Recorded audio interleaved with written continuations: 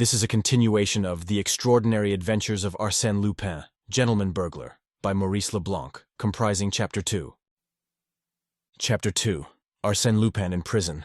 There is no tourist worthy of the name who does not know the banks of the Seine, and has not noticed, in passing, the little feudal castle of the Malaquis, built upon a rock in the center of the river. An arched bridge connects it with the shore. All around it, the calm waters of the great river play peacefully amongst the reeds, and the wagtails flutter over the moist crests of the stones. The history of the Malaquis castle is stormy like its name, harsh like its outlines. It has passed through a long series of combats, sieges, assaults, rapines, and massacres.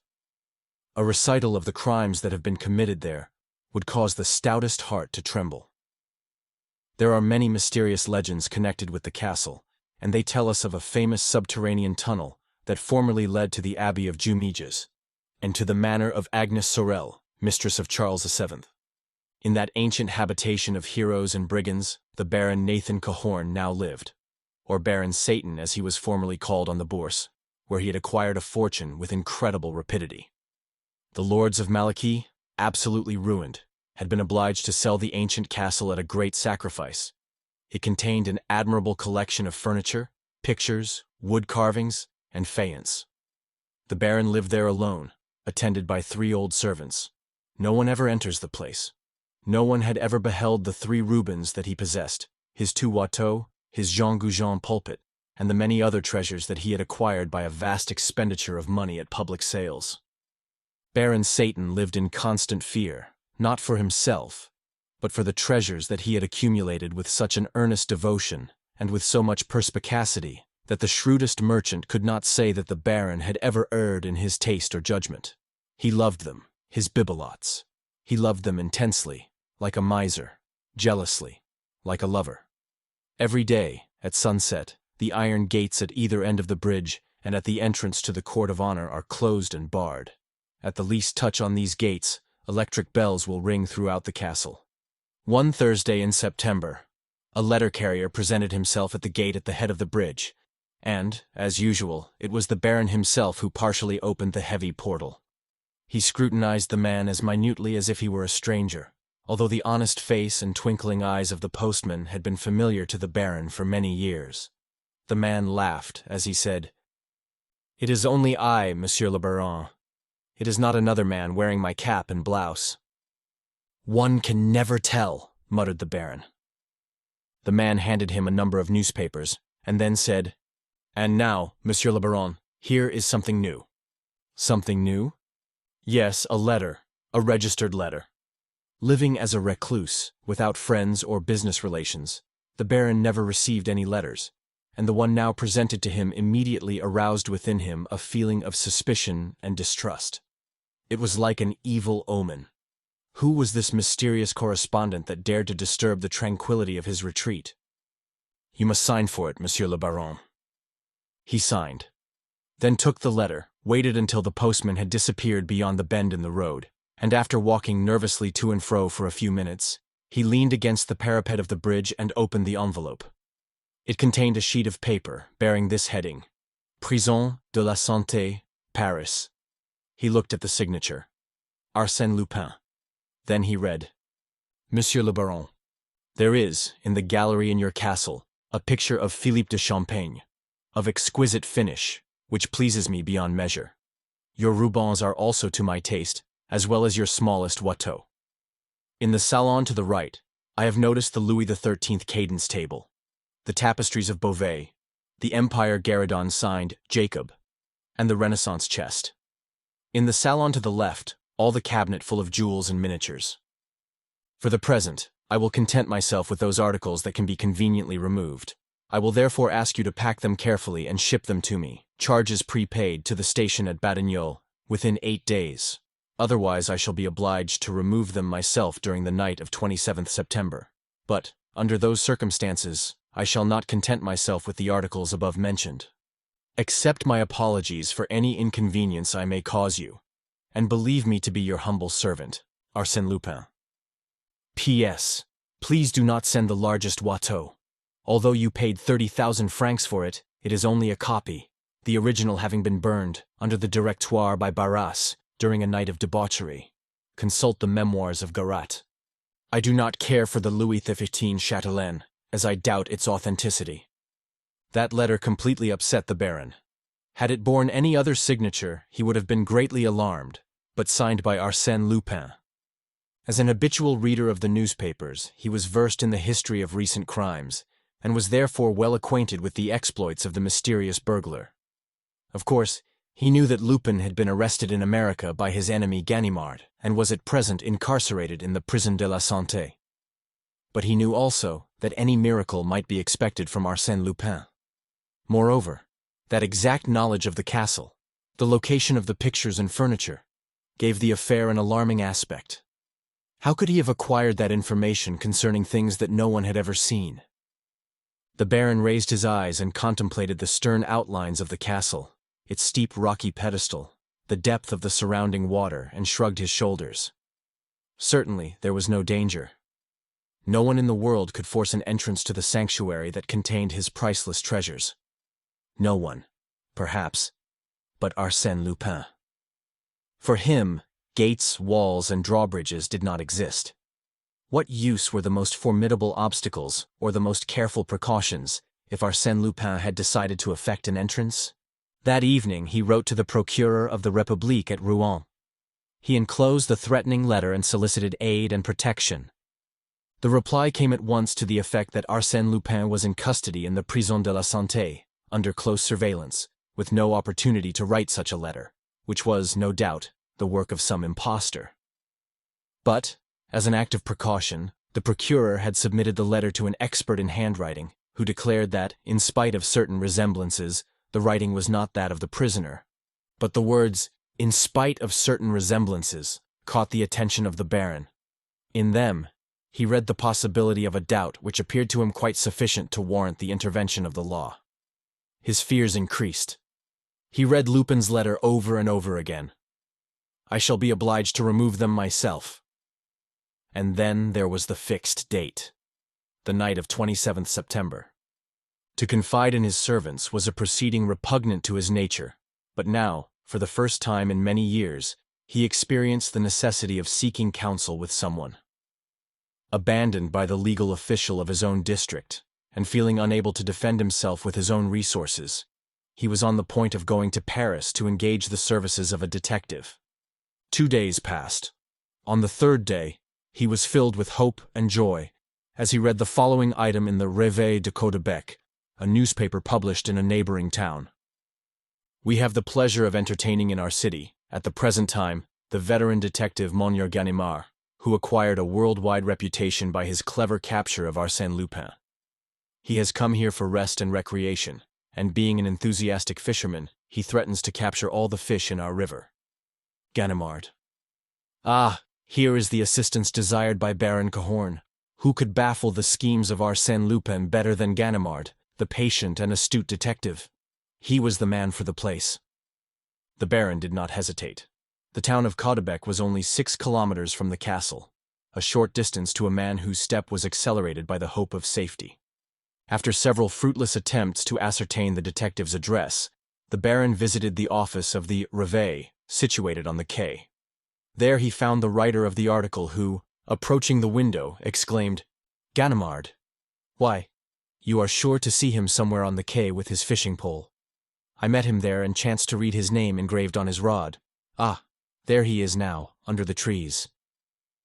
"That little man, wearing a straw hat?" "Exactly. He is a gruff fellow, with little to say." 5 minutes later, the Baron approached the celebrated Ganimard, introduced himself, and sought to commence a conversation. But that was a failure. Then he broached the real object of his interview, and briefly stated his case. The other listened, motionless, with his attention riveted on his fishing rod.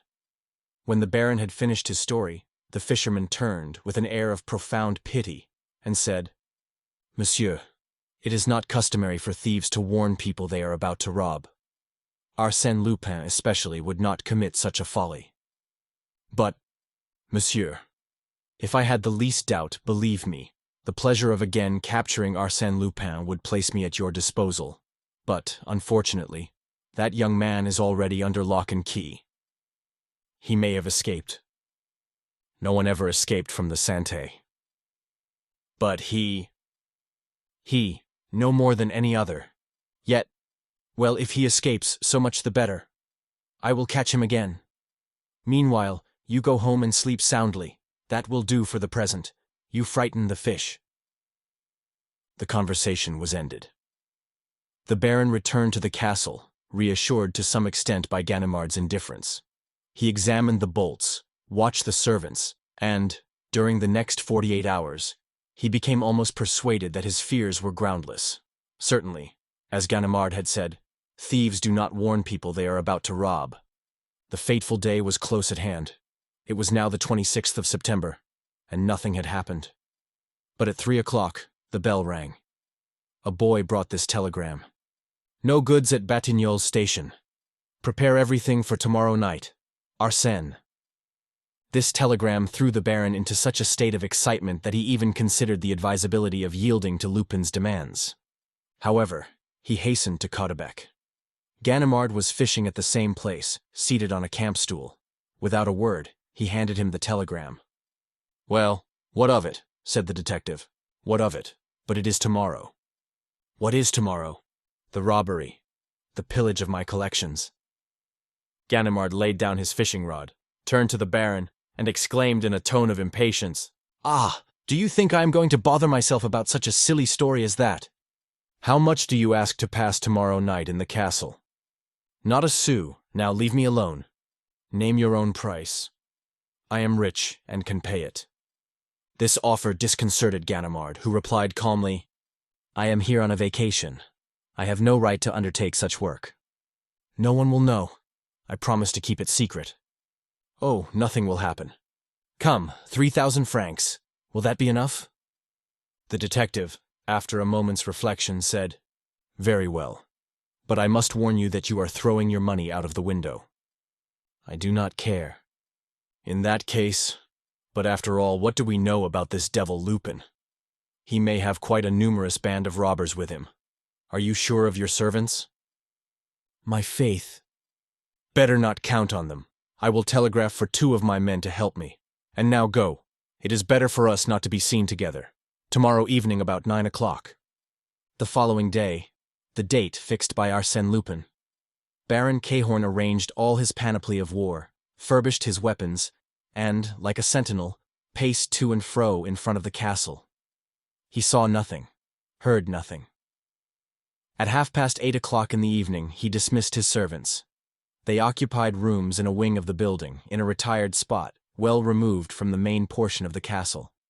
Shortly thereafter, the Baron heard the sound of approaching footsteps. It was Ganimard and his 2 assistants, great, powerful fellows with immense hands and necks like bulls. After asking a few questions relating to the location of the various entrances and rooms, Ganimard carefully closed and barricaded all the doors and windows through which one could gain access to the threatened rooms. He inspected the walls, raised the tapestries, and finally installed his assistants in the central gallery, which was located between the 2 salons. "No nonsense. We are not here to sleep. At the slightest sound, open the windows of the court and call me. Pay attention also to the waterside. 10 meters of perpendicular rock is no obstacle to those devils." Ganimard locked his assistants in the gallery, carried away the keys, and said to the Baron, "And now to our post." He had chosen for himself a small room located in the thick outer wall between the 2 principal doors, and which, in former years, had been the watchman's quarters. A peephole opened upon the bridge, another on the court. In one corner there was an opening to a tunnel. "I believe you told me, Monsieur le Baron, that this tunnel is the only subterranean entrance to the castle, and that it has been closed up for time immemorial." "Yes."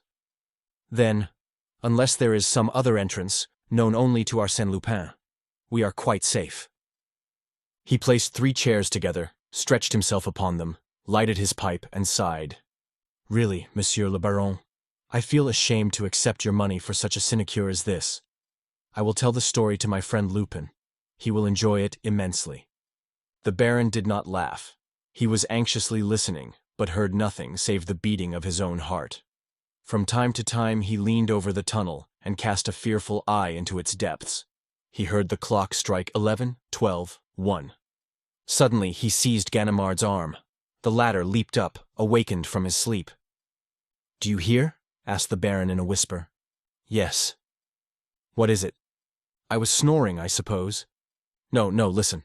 "Ah, yes, it is the horn of an automobile." "Well?" "Well, it is very improbable that Lupin would use an automobile like a battering ram to demolish your castle. Come, Monsieur le Baron, return to your post. I am going to sleep. Good night." That was the only alarm. Ganimard resumed his interrupted slumbers, and the Baron heard nothing except the regular snoring of his companion. At break of day they left the room. The castle was enveloped in a profound calm. It was a peaceful dawn on the bosom of a tranquil river. They mounted the stairs, Cahorn radiant with joy, Ganimard calm as usual. They heard no sound. They saw nothing to arouse suspicion. "What did I tell you, Monsieur le Baron? Really, I should not have accepted your offer. I am ashamed." He unlocked the door and entered the gallery. Upon 2 chairs with drooping heads and pendant arms, the detective's 2 assistants were asleep. "Tonnerre de nom d'un chien!" exclaimed Ganimard. At the same moment, the Baron cried out, "The pictures! The credence!" He stammered, choked, with arms outstretched toward the empty places, toward the denuded walls where naught remained but the useless nails and cords. The Watteau disappeared, the Rubens carried away, the tapestries taken down, the cabinets despoiled of their jewels. And my Louis XVI candelabra, and the Regent chandelier, and my 12th century Virgin. He ran from one spot to another in wildest despair. He recalled the purchase price of each article, added up the figures, counted his losses pell-mell in confused words and unfinished phrases. He stamped with rage. He groaned with grief. He acted like a ruined man whose only hope is suicide.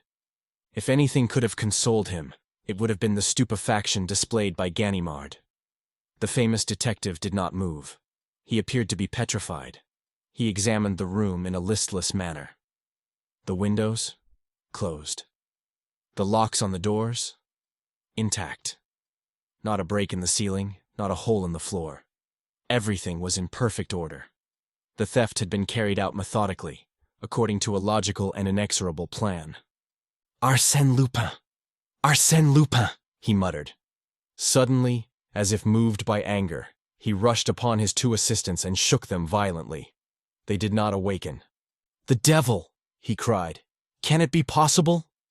He leaned over them and, in turn, examined them closely. They were asleep, but their response was unnatural. "They have been drugged," he said to the Baron. "By whom?" "By him, of course, or his men under his discretion. That work bears his stamp." "In that case I am lost. Nothing can be done." "Nothing," assented Ganimard. "It is dreadful. It is monstrous." "Lodge a complaint." "What good will that do?" "Oh, it is well to try it. The law has some resources." "The law! Bah! It is useless. You represent the law, and, at this moment, when you should be looking for a clue and trying to discover something, you do not even stir." "Discover something with Arsène Lupin. Why, my dear monsieur, Arsène Lupin never leaves any clue behind him. He leaves nothing to chance. Sometimes I think he put himself in my way and simply allowed me to arrest him in America. Then I must renounce my pictures. He has taken the gems of my collection. I would give a fortune to recover them. If there is no other way, let him name his own price." Ganimard regarded the Baron attentively as he said, "Now that is sensible. Will you stick to it?" Yes, but why?" "An idea that I have." "What is it?" "We will discuss it later, if the official examination does not succeed. But not one word about me, if you wish my assistance." He added between his teeth, "It is true I have nothing to boast of in this affair." The assistants were gradually regaining consciousness with the bewildered air of people who come out of an hypnotic sleep. They opened their eyes and looked about them in astonishment. Ganimard questioned them. They remembered nothing. "But you must have seen someone?" "No." "Can't you remember?" No. "Did you drink anything?" They considered a moment, and then one of them replied, "Yes, I drank a little water." "Out of that carafe?" "Yes." "So did I," declared the other. Ganimard smelled and tasted it. It had no particular taste and no odor. "Come," he said. "We are wasting our time here. One can't decide an Arsène Lupin problem in 5 minutes. But morbleu, I swear I will catch him again." The same day, a charge of burglary was duly performed by Baron Cahorn against Arsène Lupin, a prisoner in the Prison de la Santé. The Baron afterwards regretted making the charge against Lupin when he saw his castle delivered over to the gendarmes, the procureur, the juge d'instruction, the newspaper reporters and photographers, and a throng of idle curiosity seekers. The affair soon became a topic of general discussion, and the name of Arsène Lupin excited the public imagination to such an extent that the newspapers filled their columns with the most fantastic stories of his exploits which found ready credence amongst their readers. But the letter of Arsène Lupin that was published in the Echo de France, no one ever knew how the newspaper obtained it. That letter, in which Baron Cahorn was impudently warned of the coming theft, caused considerable excitement. The most fabulous theories were advanced. Some recalled the existence of the famous subterranean tunnels, and that was the line of research pursued by the officers of the law, who searched the house from top to bottom, questioned every stone, studied the wainscoting and the chimneys, the window frames and the girders in the ceilings. By the light of torches, they examined the immense cellars where the lords of Malaquis were wont to store their munitions and provisions. They sounded the rocky foundation to its very center, but it was all in vain. They discovered no trace of a subterranean tunnel. No secret passage existed.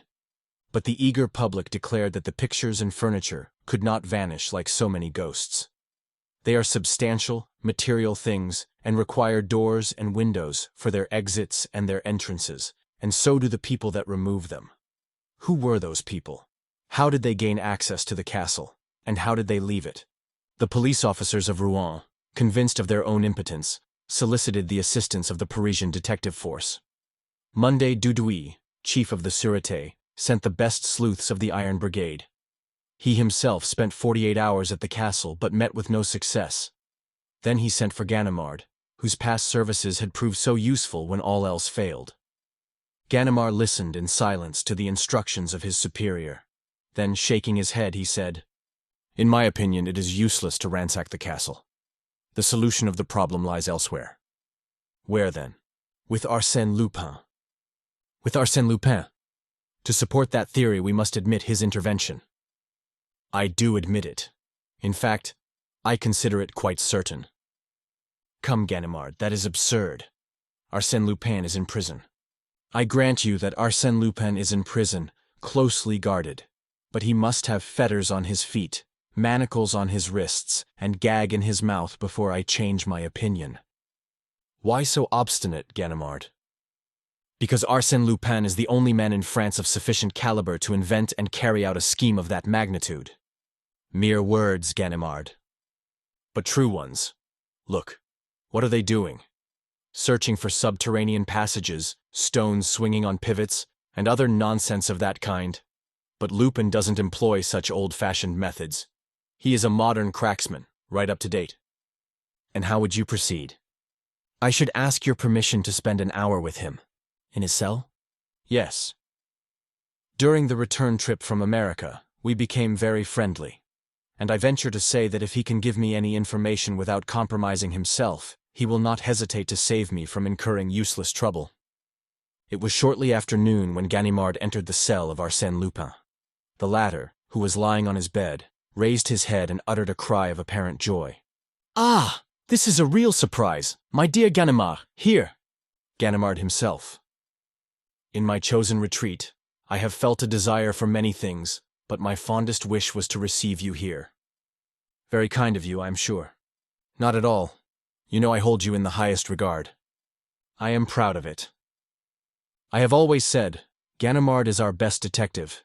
He is almost, you see how candid I am, he is almost as clever as Sherlock Holmes. But I am sorry that I cannot offer you anything better than this hard stool, and no refreshments, not even a glass of beer. Of course, you will excuse me, as I am here only temporarily." Ganimard smiled and accepted the proffered seat. Then the prisoner continued, "Mon Dieu, how pleased I am to see the face of an honest man. I am so tired of those devils of spies who come here 10 times a day to ransack my pockets and my cell to satisfy themselves that I am not preparing to escape. The government is very solicitous on my account. It is quite right. Why so? I should be quite contented if they would allow me to live in my own quiet way. On other people's money. Quite so. That would be so simple. But here I am joking, and you are, no doubt, in a hurry. So let us come to business, Ganimard. To what do I owe the honor of this visit? The Cahorn affair, declared Ganimard frankly. Ah, wait, one moment.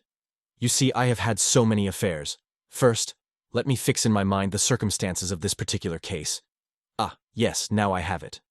The Cahorn affair, Malachi's castle, Seine Inférieure, 2 Rubens, a Watteau, and a few trifling articles. Trifling. Oh, ma foi, all that is of slight importance. But it suffices to know that the affair interests you. How can I serve you, Ganimard? Must I explain to you what steps the authorities have taken in the matter? Not at all. I have read the newspapers, and I will frankly state that you have made very little progress. And that is the reason I have come to see you. I am entirely at your service. In the first place, the Cahorn affair was managed by you? From A to Z. The letter of warning? The telegram? All mine. I ought to have the receipts somewhere. Arsène opened the drawer of a small table of plain white wood which, with the bed and stool, constituted all the furniture in his cell, and took therefrom 2 scraps of paper, which he handed to Ganimard. Ah! Exclaimed the detective in surprise. I thought you were closely guarded and searched, and I find that you read the newspapers and collect postal receipts. Bah! These people are so stupid. They open the lining of my vest, they examine the soles of my shoes, they sound the walls of my cell, but they never imagine that Arsène Lupin would be foolish enough to choose such a simple hiding place. Ganimard laughed, as he said, What a droll fellow you are. Really, you bewilder me. But come now, tell me about the Cahorn affair. Oh, not quite so fast. You would rob me of all my secrets, expose all my little tricks. That is a very serious matter. Was I wrong to count on your complaisance? No, Ganimard, and since you insist. Arsène Lupin paced his cell 2 or 3 times. Then, stopping before Ganimard, he asked, What do you think of my letter to the Baron? I think you were amusing yourself by playing to the gallery. Ah, playing to the gallery. Come, Ganimard, I thought you knew me better. Do I, Arsène Lupin, ever waste my time on such puerilities? Would I have written that letter, if I could have robbed the Baron without writing to him? I want you to understand that the letter was indispensable. It was the motor that set the whole machine in motion. Now, let us discuss together a scheme for the robbery of the Malachi castle. Are you willing? Yes, proceed. Well, let us suppose a castle carefully closed and barricaded like that of the Baron Cahorn. Am I to abandon my scheme and renounce the treasures that I covet, upon the pretext that the castle which holds them is inaccessible? Evidently not. Should I make an assault upon the castle at the head of a band of adventurers, as they did in ancient times? That would be foolish. Can I gain admittance by stealth or cunning? Impossible. Then there is only one way open to me. I must have the owner of the castle invite me to it. That is surely an original method. And how easy. Let us suppose that one day the owner receives a letter warning him that a notorious burglar known as Arsène Lupin is plotting to rob him. What will he do? Send a letter to the procureur. Who will laugh at him because the said Arsène Lupin is actually in prison? Then, in his anxiety and fear, the simple man will ask the assistance of the first comer, will he not? Very likely. And if he happens to read in a country newspaper that a celebrated detective is spending his vacation in a neighboring town, he will seek that detective. Of course. But on the other hand, let us presume that having foreseen that state of affairs, the said Arsène Lupin has requested one of his friends to visit Caudebec, make the acquaintance of the editor of the Réveil, a newspaper to which the Baron is a subscriber, and let said editor understand that such person is the celebrated detective. Then, what will happen? The editor will announce in the Réveil the presence in Caudebec of said detective. Exactly. And one of two things will happen. Either the fish, I mean Cahorn, will not bite and nothing will happen. Or, what is more likely, he will run and greedily swallow the bait. Thus, behold my Baron Cahorn imploring the assistance of one of my friends against me. Original indeed. Of course, the pseudo-detective at first refuses to give any assistance. On top of that comes the telegram from Arsène Lupin.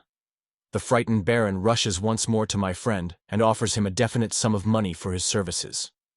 My friend accepts and summons 2 members of our band, who, during the night, whilst Cahorn is under the watchful eye of his protector, removes certain articles by way of the window, and lowers them with ropes into a nice little launch chartered for the occasion. Simple, isn't it? Marvelous! Marvelous! Exclaimed Ganimard. The boldness of the scheme and the ingenuity of all its details are beyond criticism. But who is the detective whose name and fame served as a magnet to attract the Baron and draw him into your net? There is only one name could do it. Only one. And that is Arsène Lupin's personal enemy, the most illustrious Ganimard. I? Yourself, Ganimard. And really it is very funny. If you go there and the Baron decides to talk, you will find that it will be your duty to arrest yourself, just as you arrested me in America. Hein? The revenge is really amusing. I cause Ganimard to arrest Ganimard. Arsène Lupin laughed heartily. The detective, greatly vexed, bit his lips. To him the joke was quite devoid of humor. The arrival of a prison guard gave Ganimard an opportunity to recover himself. The man brought Arsène Lupin's luncheon, furnished by a neighboring restaurant. After depositing the tray upon the table, the guard retired. Lupin broke his bread, ate a few morsels, and continued. But rest easy, my dear Ganimard. You will not go to Malaquis. I can tell you something that will astonish you. The Cahorn affair is on the point of being settled. Excuse me, I have just seen the chief of the Sûreté. What of that? Does Monday? Do we know my business better than I do myself? You will learn that that the pseudo-Ganimard still remains on very good terms with the Baron. The latter has authorized him to negotiate a very delicate transaction with me, and at the present moment, in consideration of a certain sum, it is probable that the Baron has recovered possession of his pictures and other treasures, and on their return, he will withdraw his complaint.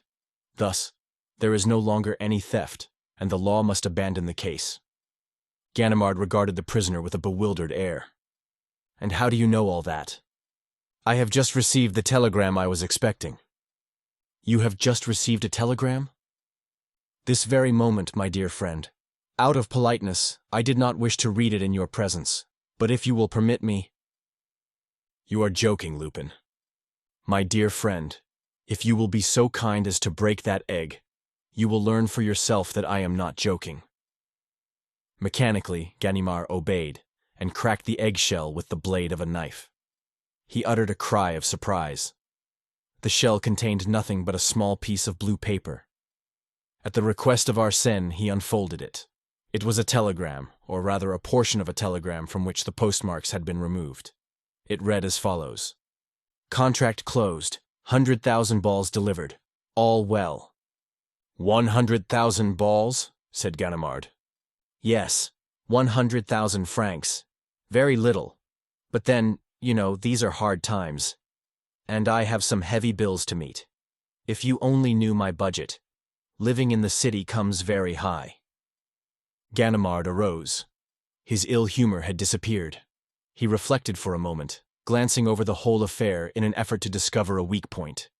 Then, in a tone and manner that betrayed his admiration of the prisoner, he said, Fortunately, we do not have a dozen such as you to deal with. If we did, we would have to close up shop. Arsène Lupin assumed a modest air as he replied, Bah! A person must have some diversion to occupy his leisure hours, especially when he is in prison. What? Exclaimed Ganimard. Your trial? Your defense? The examination? Isn't that sufficient to occupy your mind? No, because I have decided not to be present at my trial. Oh, Arsène Lupin repeated positively. I shall not be present at my trial. Really? Ah, my dear monsieur, do you suppose I am going to rot upon the wet straw? You insult me. Arsène Lupin remains in prison just as long as it pleases him, and not 1 minute more. Perhaps it would have been more prudent if you had avoided getting there, said the detective, ironically. Ah, Monsieur jests? Monsieur must remember that he had the honor to effect my arrest. Know then, my worthy friend, that no one, not even you, could have placed a hand upon me if a much more important event had not occupied my attention at that critical moment. You astonish me. A woman was looking at me, Ganimard, and I loved her. Do you fully understand what that means? To be under the eyes of a woman that one loves? I cared for nothing in the world but that, and that is why I am here. Permit me to say, you have been here a long time. In the first place, I wish to forget. Do not laugh. It was a delightful adventure, and it is still a tender memory. Besides, I have been suffering from neurasthenia. Life is so feverish these days that it is necessary to take the rest cure occasionally, and I find this spot a sovereign remedy for my tired nerves. Arsène Lupin, you are not a bad fellow after all. Thank you, said Lupin. Ganimard, this is Friday. On Wednesday next, at 4 o'clock in the afternoon, I will smoke my cigar at your house in the Rue Pergolese. Arsène Lupin, I will expect you. They shook hands like two old friends who valued each other at their true worth. Then the detective stepped to the door. Ganimard! What is it? Asked Ganimard as he turned back. You have forgotten your watch. My watch? Yes, it's straight into my pocket. He returned the watch, excusing himself. Pardon me. A bad habit. Because they have taken mine is no reason why I should take yours. Besides, I have a chronometer here that satisfies me fairly well. He took from the drawer a large gold watch and heavy chain. From whose pocket did that come? Asked Ganimard. Arsène Lupin gave a hasty glance at the initials engraved on the watch. J.B. Who the devil can that be? Ah, yes, I remember. Jules Bouvier, the judge who conducted my examination. A charming fellow. This concludes the second part of 10 total of The Extraordinary Adventures of Arsène Lupin, Gentleman-Burglar, by Maurice Leblanc, produced by Best Audiobooks for free.